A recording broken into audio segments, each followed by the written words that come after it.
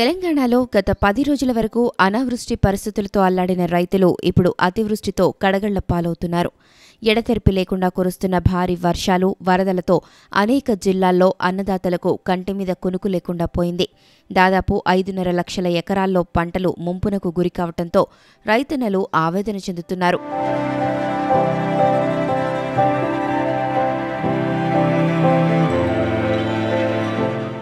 పొలాలు చెరువులను తలపిస్తుండగా నార్లు మొదలుకొని సాగులో ఉన్న పైరు వరకు దెబ్బతింటూ ఉండటంతో ఆందోళనకు లోనవుతున్నారు. వర్షాలు ఇదే రీతిన కొనసాగితే మరింత నష్టపోతామని అన్నదాతలు ఆవేదన చెందుతున్నారు. వ్యవసాయ శాఖ అంచనాల ప్రకారం వర్షాలతో గత 10 రోజుల్లో 4 లక్షల ఎకరాల్లో పత్తి పంట ముంపునకు గురైంది. 22,000 ఎకరాల్లో కంది, 14,000 ఎకరాల్లో మొక్కజొన్న, 10,000 ఎకరాల్లో వేరుశెనగ, 4,000 ఎకరాల్లో పెసర, 12,000 ఎకరాల్లోని కూరగాయల పంటలు ముంపునకు గురయ్యాయి. వరి నాట్లు వేసిన 72,000 ఎకరాల్లో నీరు చేరింది. పంట ప్రాథమిక దశలోనే ఇంత పెద్ద ఎత్తున వర్షాలు వచ్చి మునిగిపోవటం గత 10 ఏళ్లలో ఇదే తొలిసారని రైతులు చెబుతున్నారు.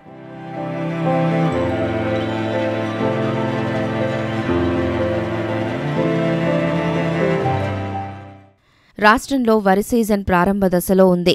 నిజామాబాద్, కామారెడ్డి, కరీంనగర్, జగిత్యాల, వరంగల్, హనుమకొండ తదితర జిల్లాల్లో ఇప్పటికే నాట్లు పడుతున్నాయి.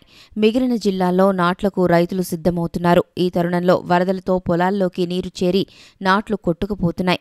చెరువులు, వాగులకు సమీప ప్రాంతాల్లోని వరద నీరు వచ్చి పొలాల్లో ఇసుకమేటలు వేస్తోంది.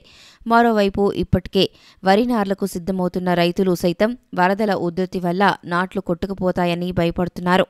పొలాల్లోకి చేరుతున్న నీటిని బయటకు పంపించేందుకు రైతులు నానా కష్టాలు పడుతున్నారు.